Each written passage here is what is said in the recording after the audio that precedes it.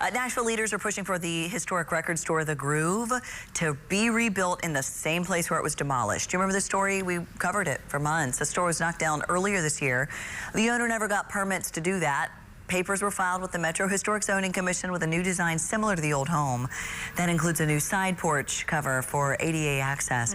Leaders say the project meets Metro's design guidelines. The commission found that this application must be considered at one of its monthly public hearings, and the construction must begin by March 18th, 2027.